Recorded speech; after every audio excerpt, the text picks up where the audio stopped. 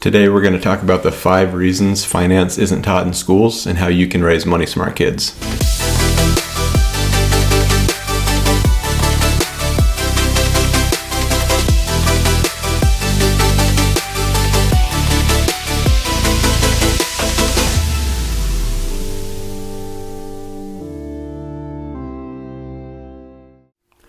My name is Kalen Bruce. I'm the founder of Freedom Sprout, where we talk about how to raise money smart kids, travel light, and live intentionally.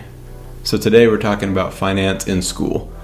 I don't know if you remember Finance 101 when you were in high school. I don't. We didn't have it. It doesn't exist in most schools. Actually, 99% of Americans believe that finance should be taught in schools, but it's not. And there's a few reasons it's not. Financial journalist Dan Kadlec wrote an article in Time magazine.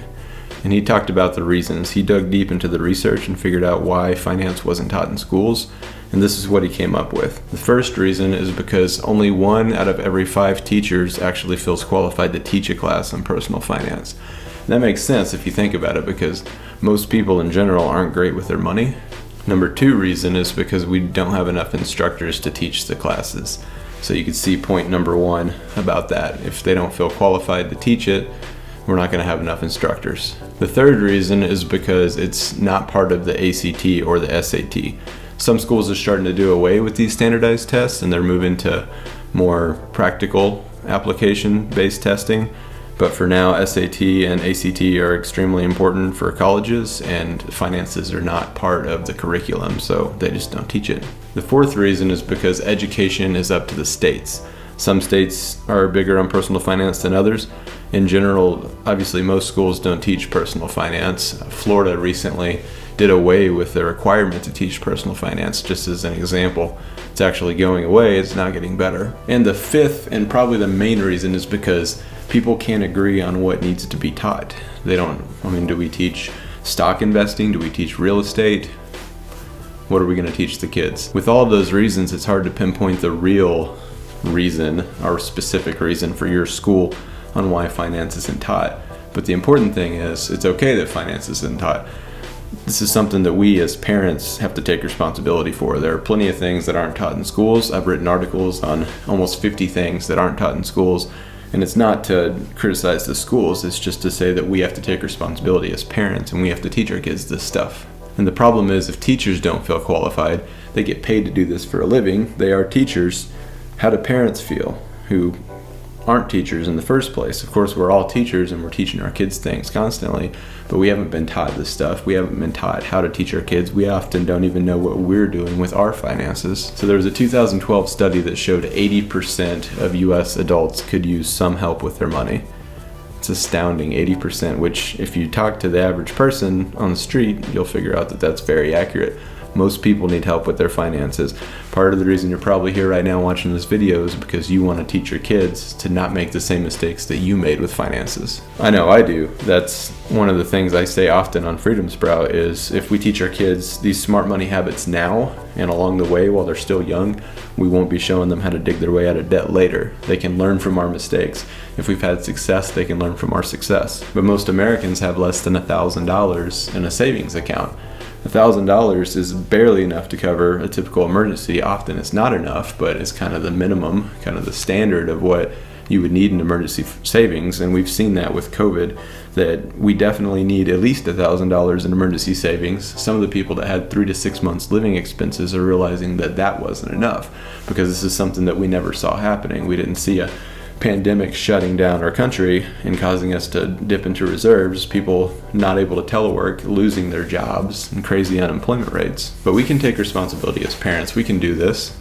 We can teach our kids about money. Often when parents aren't good with money, the cure-all is just to go to college, get good grades so you can get a good job, but that alone doesn't solve the problem. There's an assumption that people who make a lot of money have a lot of money, and that's not always the case. If you make $1 million a year and you spend $1.1 million a year, you're still broke. You just earn a high income.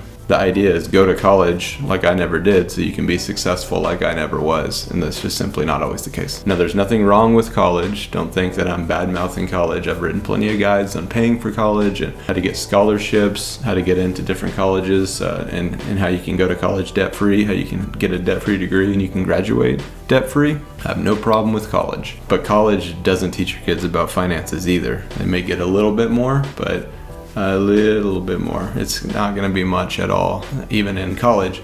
I have a degree in finance, and that alone didn't teach me a whole lot about handling my personal finances. So the first way that we can really raise money smart kids is to stop money being such a taboo topic. We don't talk about money. My parents didn't talk about money with me, but their parents really didn't talk about money. It's just a thing that you don't do. If your kid asks you how much you earn, you say that's none of your business. Personal finance is personal, so we tend to just stray away from it. But this doesn't help our kids learn about money because they're going to get out there in the workforce or even into college, and they're going to have no idea what they're doing. Honestly, most people are struggling right now because they were never taught anything about money. They were never shown their parents' finance. Open your budget. Let your kids see your budget. Show your kids how much money you earn. You can tell them that it's private. They don't need to tell their friends about it if you want to, but your kids need to see this stuff. They need to see your spending. Again, show them your mistakes, show them your success. So, and then another way, you could say the second way to raise money smart kids is to use your resources. You're here right now watching this video because you want to learn more about teaching your kids about money, or you want to know why finance isn't taught in school. The basics of finances are easy. You don't spend more than you earn. Pay yourself first is a common thing you'll hear. Invest wisely, those kinds of things. But we just don't do it. It's a behavioral thing. It's a behavioral issue. But you can be your family's change. If you've had a lot of mistakes in your life with finances and you're getting yourself on track right now, your kids can be the next generation that actually thrives financially. If you have a poor mindset that runs in your family, you can cut off that poor mindset. You can break the chains of generational debt, generational curses of debt. You can stop the generational addictions that keep your family poor, if that's the case. I know it certainly was for me. So you can change everything. You can change your kids' future. You can change your family's future. Of course, you can change your own finances. You just have to get started. Start by learning good money management. You can read some of the articles on Freedom Sprout. There are plenty of great books. There are plenty of great blogs. There's a lot of great content out there. There's other YouTube videos. And even if you're not a reader, and if you're, you can do the YouTube videos, but there's also audiobooks. There's plenty of other ways. You can just read a few books, listen to a few books, and then start implementing those concepts, and then let your kids follow along. And then the third thing you can do to teach your kids about money, I didn't really set this up to do a X amount of things you can teach your kids about money with. The number thing was more about the reasons finance isn't taught in schools, but for some reason I just started saying the first thing, the second thing. But regardless, the third thing, we'll just close it at this. The third thing you can do to teach your kids about money is play games with them. I wrote an article with 53 board games. I'll link that in the comments. 53 finance board games that can teach your kids about money. It's good family time, it's fun, and they'll learn as they go because they're actually doing the stuff. They're making the financial decisions. But there are some great books to get started. I'll link some of them in the comments below. You can click on the links. It's Amazon affiliate links. I'll get a little bit of money if you purchase through that link, or just go to your local library and get the books for free. Go to your local library, see if they have audio streaming services you can use to listen to the books for free. I don't care if you click on my links. It's not about me trying to get the money. Start getting this information and then keep watching the videos that I'm uploading, because I'm going to upload a lot of videos on teaching kids about money, and then eventually the actual kids finance course where I am teaching your kids about money, and you can watch those and go along with your kids, and maybe you'll learn something too. So if you want to keep learning more about teaching kids about money, of course we also talk about traveling with a large family with all 5 of our kids, and then minimalism and just intentional ownership is what it's all about. Go ahead and subscribe so you can keep getting these videos. And let me know in the comments what you think. Let me know what you want to learn about, what you want to learn to teach your kids about. Just throw a comment down there and we'll see if we can talk about it. Thanks for watching.